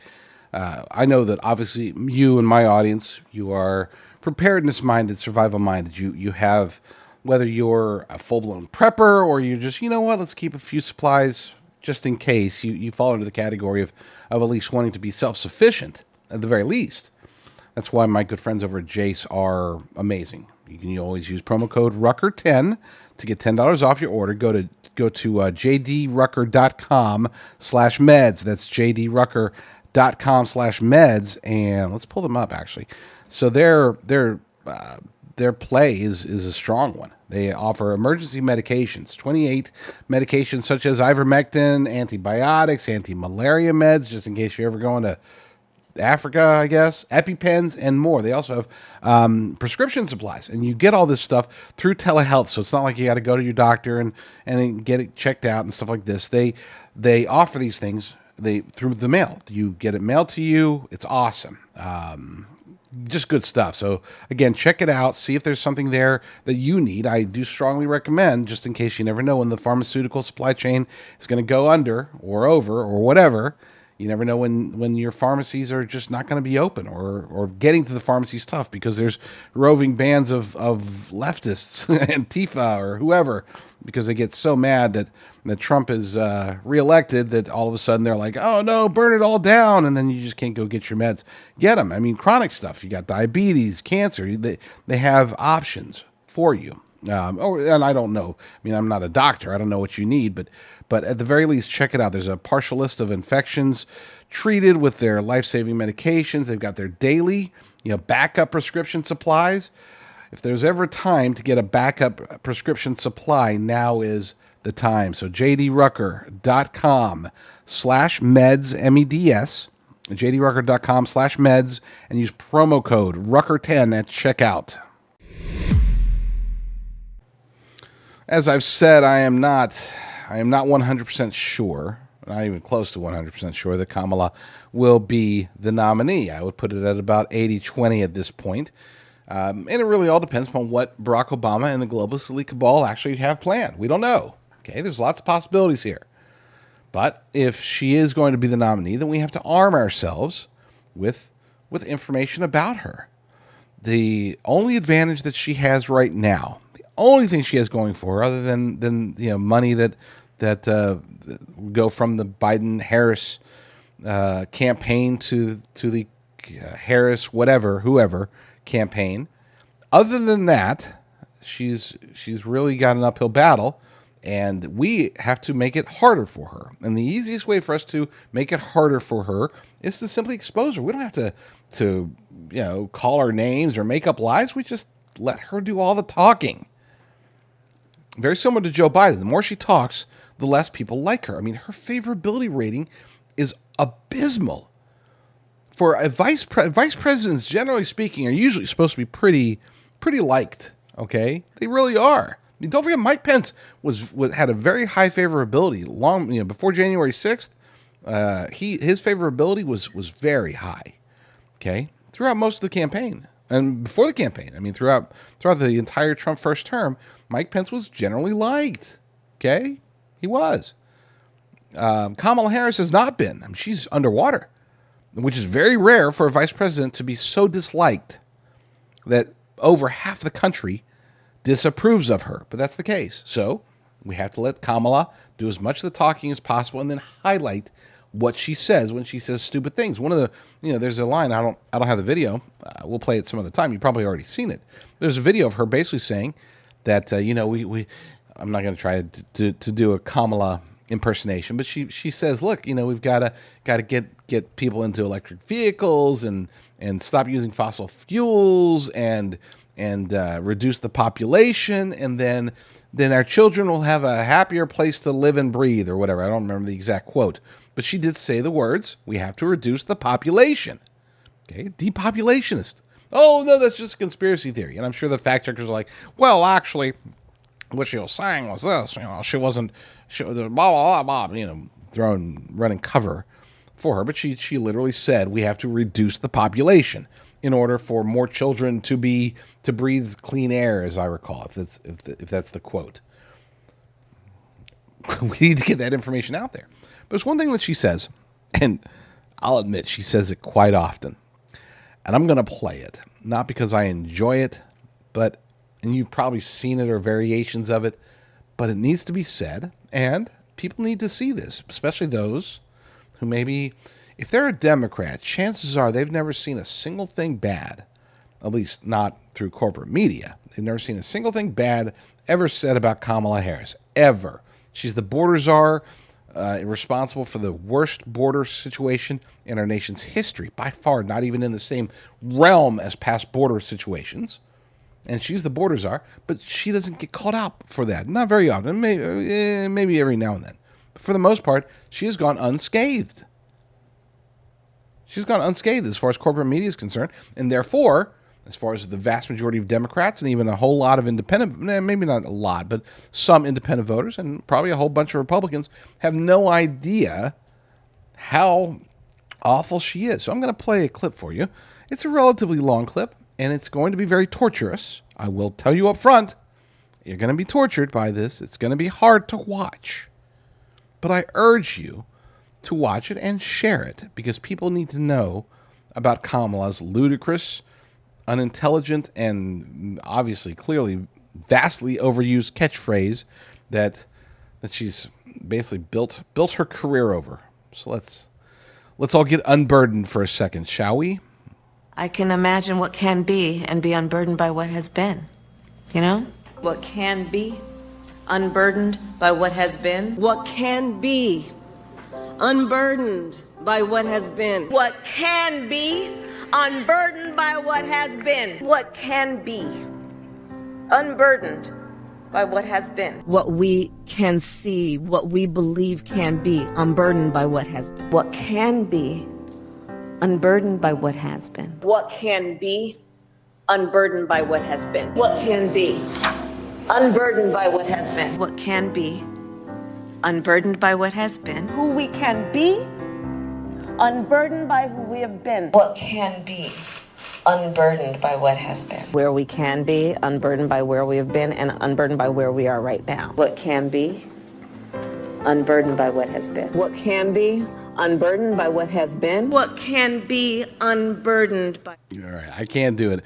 If you were watching the first segment, I tried to play a 2-minute clip of her cackling. I could last about 30 seconds. I'm not going to put you all through that. There's another 3.5 minutes of her saying her catchphrase.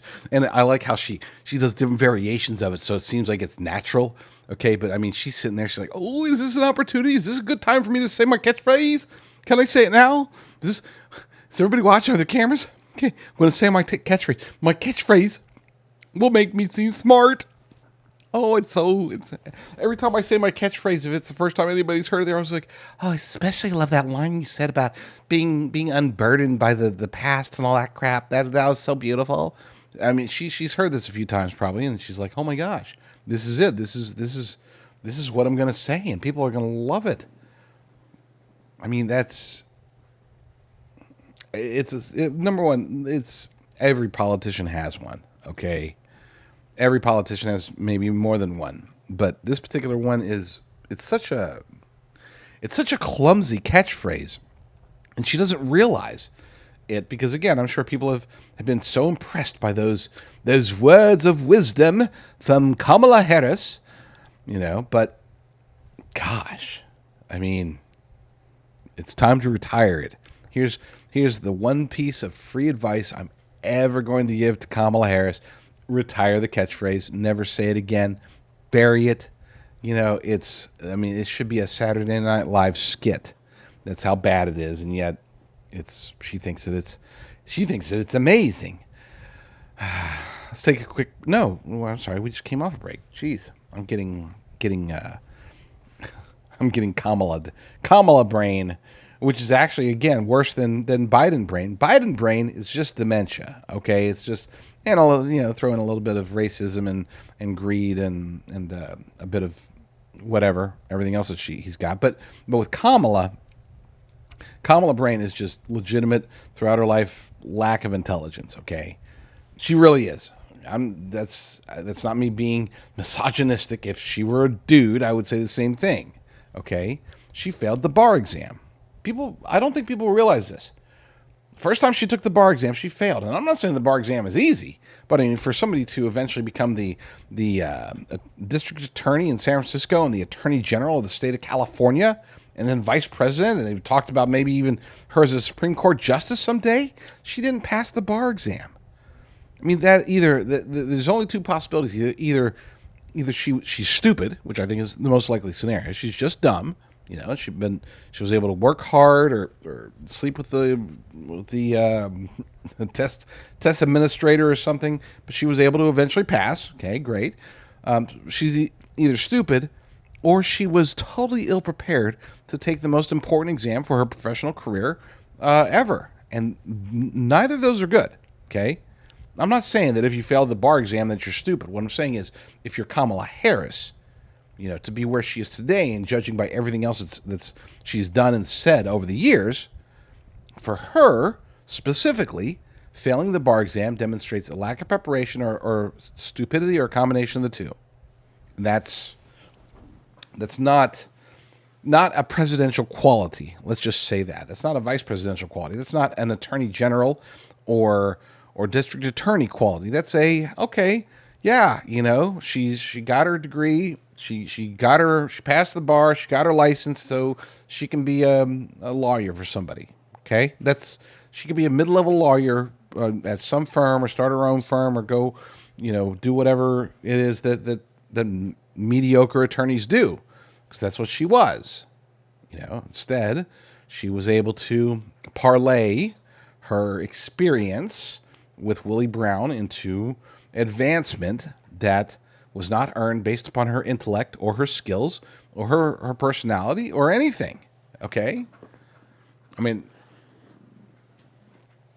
anyway, if I go much further, I'm going to get myself into trouble. So we're going to have some fun. Let's play some more Kamala. This is Kamala and her pronouns and her description of where she's sitting and what she's wearing.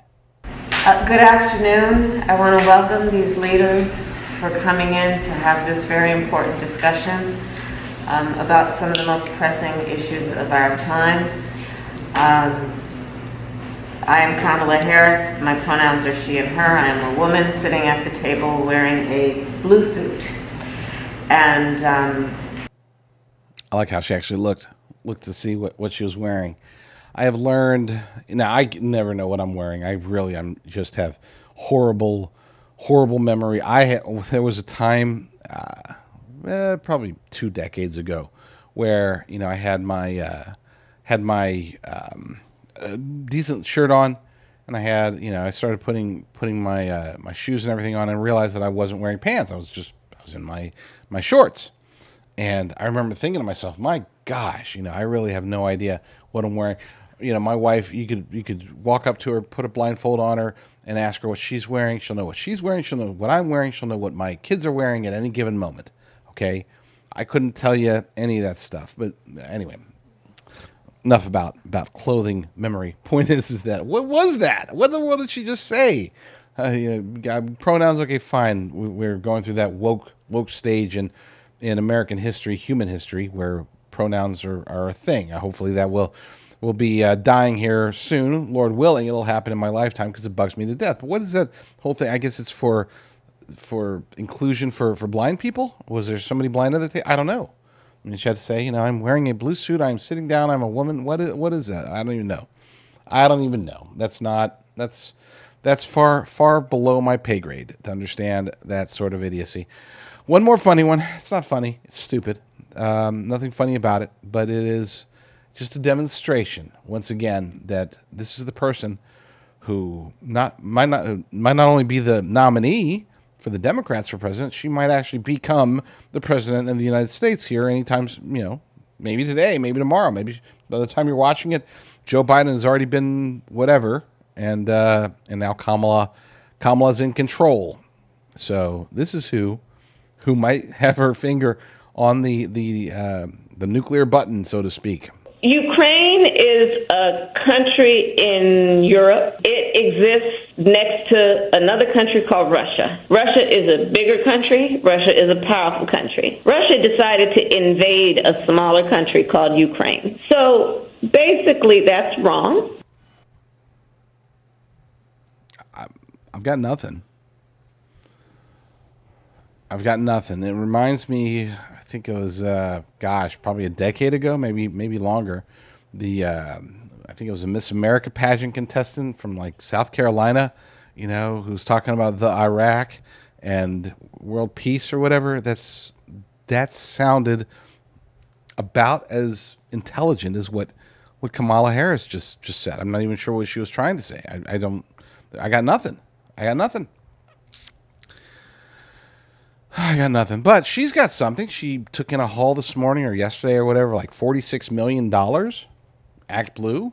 ActBlue activated their small money donors, which are actually, for those who aren't familiar, they're actually big money donors, probably many of them foreign donors who funnel their money through, and then the money gets distributed through a series of past Democrat donors who have used ActBlue.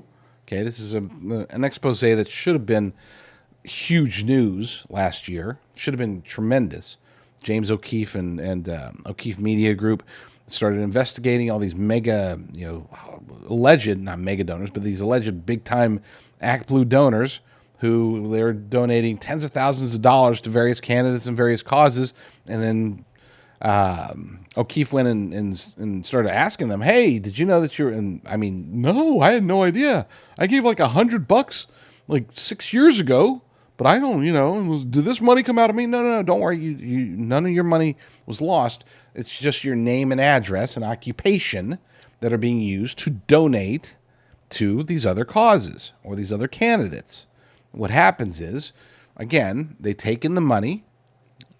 Millions of dollars that they get from oftentimes 1 or 2 or 5 or 10 big donors, oftentimes foreign entities, basically, and then they distribute it through these little donors that they have control over. They don't have to control over the donors. They're just like, oh, here's $100 from Sally Blue from Gwinnett, Georgia.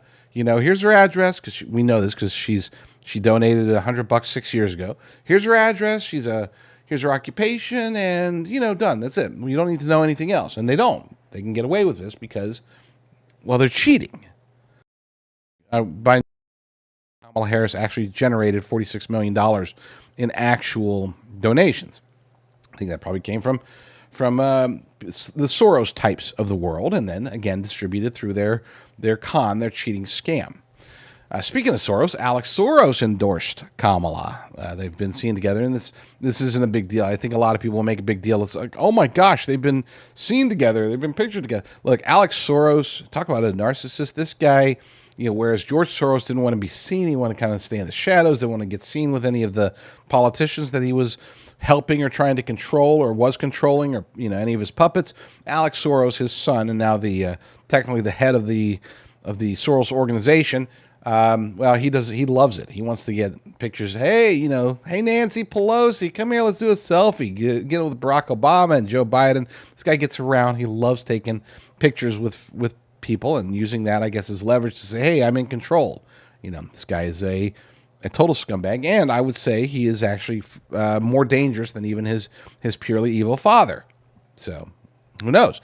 According to the Post-Millennial, Alex Soros endorses Kamala Harris for the 2024 election. Alex Soros is the son of controversial billionaire Democrat philanthropist. I hate it when they use that word. regarding him. George Soros endorsed Vice President Kamala Harris for president on Sunday, shortly after President Joe Biden exited the race.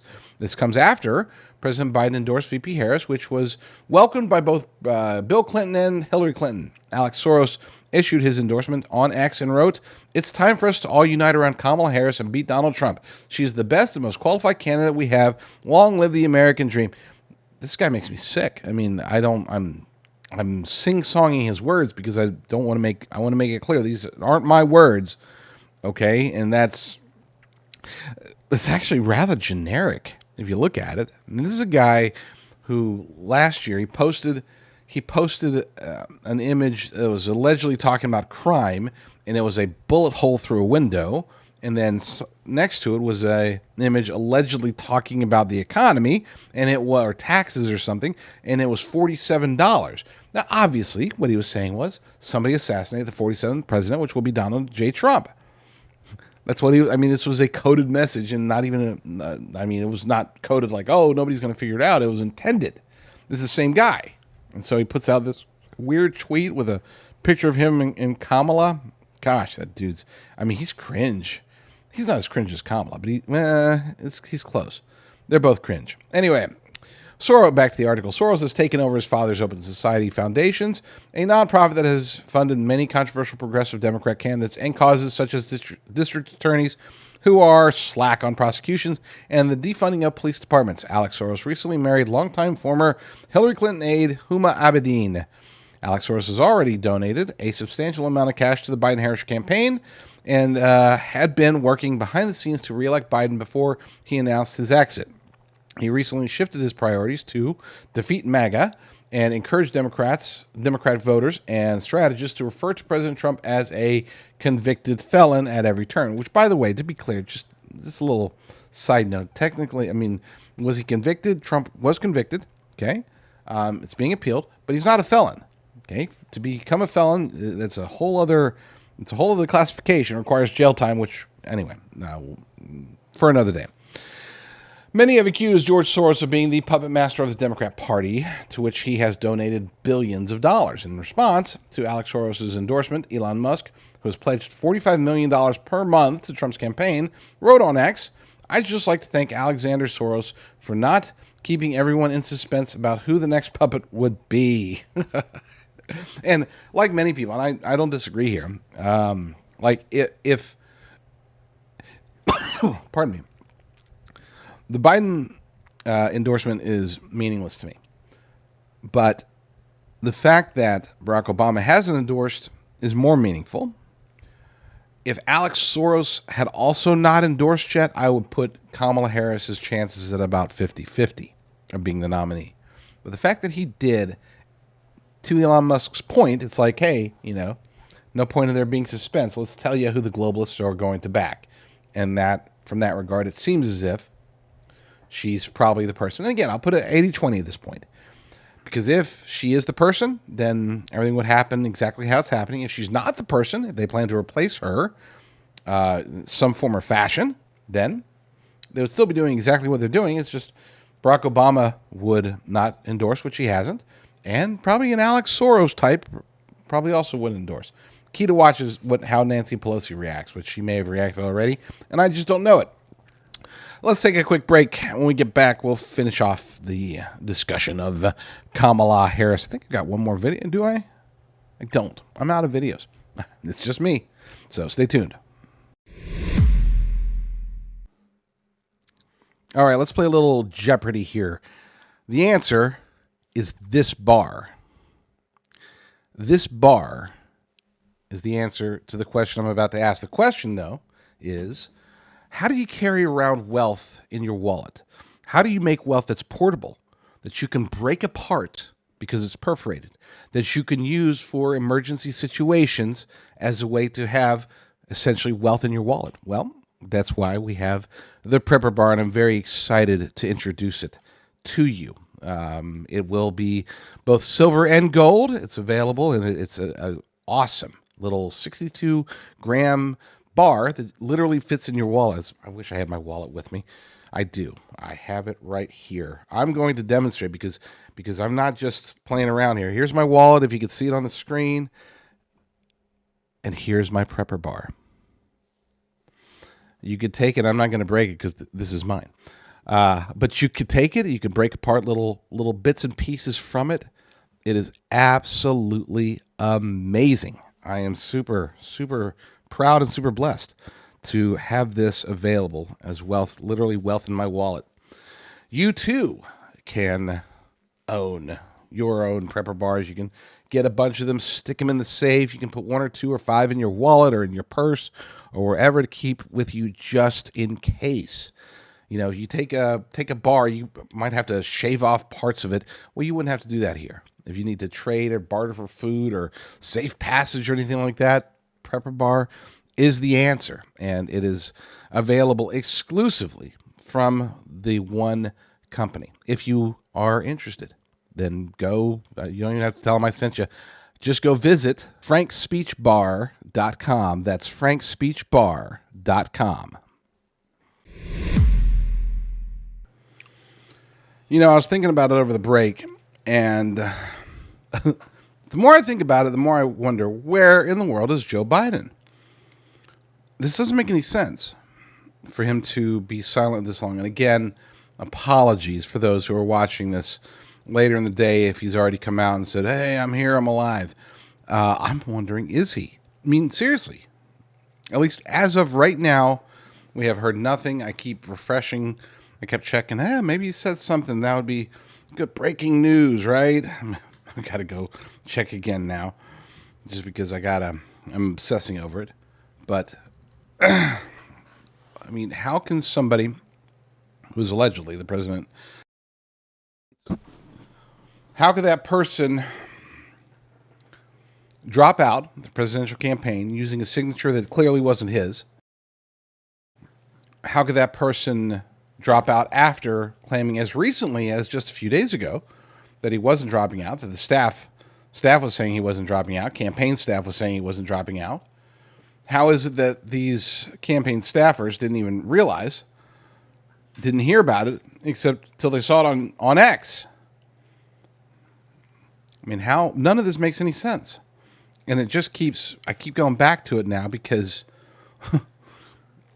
I'm, again, hopefully, Lord willing, this is, number one, it's not true. Number two, this isn't antiquated information by the time you're watching this, or obsolete, not antiquated, obsolete information. But what if he's, incapacitated? Look, I said before, over and over again, I don't care who the president of the United States is at any given moment, unless it's a true, just an actual existential threat, Satan or somebody. But I don't care who they are. I'm not going to wish ill physical harm to that person. So, and I would be very concerned for the status of the United States of America if our president. I can't fathom of any other possible reason for this to be going down the way that it is, unless something has happened to him. I mean, think about it. Why put out a tweet? It's like, okay, well, Joe's just not feeling very well. We'll just do this tomorrow. Okay. Is that one extra day? Is that enough for them to again, fake his signature? Is that enough for him to put out the post and then disappear? Maybe never have appeared in the first place? Maybe, oh no, Joe tweeted. It's like, really? How many people believe that Joe Biden actually goes to X? How many people believe that Joe Biden can actually spell X? So if something had happened to Joe Biden, whether it was COVID or whatever, if he were, if he were dead or dying, we wouldn't know. And it seems to be the scenario here. Again, God forbid, but what if that is the case?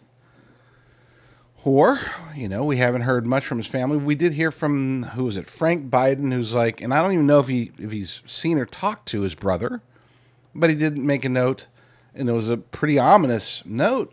He said, I'm happy to be able to spend whatever time. Let me get the exact quote because I don't want to get that one wrong. Whatever time we have left. That's something that you say to somebody who's in like palliative care. Okay, that's somebody when somebody is diagnosed with a a fatal disease, or if it looks like they're going to be dying soon, whether it's days, weeks, months, that's when you say whatever time we have left. And Frank Biden said that regarding his brother. And again, we don't know if he's seen his brother, talked to his brother. We don't know any of that. We just know that this is his response to Joe Biden dropping out. They clearly know something, and I don't know what that is. And that concerns me quite a bit. So that's it for my show here on frankspeech.com. If you're watching on my Rumble channel at jdrucker.com/Rumble, you'll be able to catch me over at WorldviewTube, and this is where the Mr. Producer over there is able to take calls for me. So if you're watching on my Rumble channel, just keep watching. It'll carry over here in about 4 minutes. If not, go check it out at WorldviewTube or my Rumble channel or whatever. Again, super blessed, super pleased to be here at Frank's Speech, which is one of my favorite homes, period. So, Lord willing, I'll be back very soon with another episode. But in the meantime, y'all stay strong, stay safe, and God bless. God bless America. For years, really, I have been very opposed to email newsletters. It really comes down to two reasons. Number one, I hate the spammy ads. I hate seeing pictures of foot fungus or whatever sent to my inbox. It just bugs me to death, okay? Just get the crappy ads out of there and I'd be okay. And for whatever reason, I thought that maybe those were emails. But number two is that if you really want a clear picture, you got to subscribe to like 15 different emails. You got to get the Breitbart email, the Epoch Times email, and multiples for both of those, and then the Gateway Pundit email. And it's like, you know what? I'm just going to go to the sites that I like. Don't worry about that. I don't want to get 15, 20 emails a day. Okay, so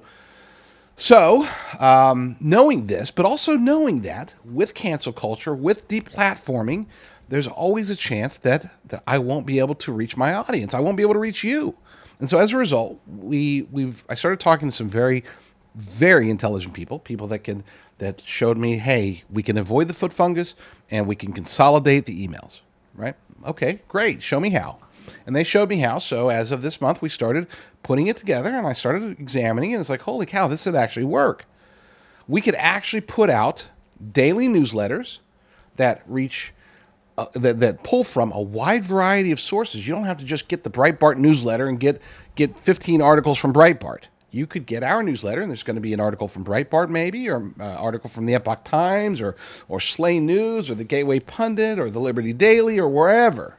Okay, and we're going to pull in between 10 and 20 articles every day and send these out as a newsletter. That way you can get my bird's eye view of what's happening. I create all these. Nothing is automated. I actually go through and I pick out each individual story based upon whether or not I think it's important enough for you to read.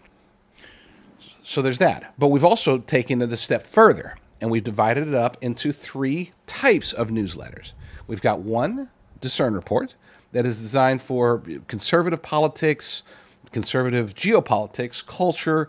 I don't want to say standard, because there's nothing standard about it, but it's the sort of stuff that you could take it and you could send it to your Fox News watching grandmother and not be too embarrassed or think that she's going to think that you're into like snake venom injections or anything like that. So and you can get to there by going to discernreport.com. discernreport.com, and there's a sign up there. That's the homegrown version. Or you can go to discernreport.substack.com and sign up there. Either way, it's the same content. So whether you go there or there, sign up and you'll get that newsletter. So we have newsletter number 2, which is called Based Underground. You can go to basedunderground.com and be able to sign up there, or you can sign up at basedunderground.substack.com. It's based, it's underground. It's going to be more of the snake venom stuff. The more conspiracy theories is the easiest way to put it. And for those who, if you're not aware, I'm very selective with the conspiracy theories that I publish. I'm not out there just grabbing all kinds of crazy things. It's okay, so this one might be legit. Let's go with it. And then the third one, arguably the most important one, is the J.D. Rucker newsletter, jdrucker.substack.com. You can get to it through noqreport.com, through americafirstreport.com. This is going to be everything else. Everything that I do, everything that I believe is important, I'm going to put it there. So check them out. There's 3 options. Pick 1, pick 2, pick 3, and start getting the truth every day.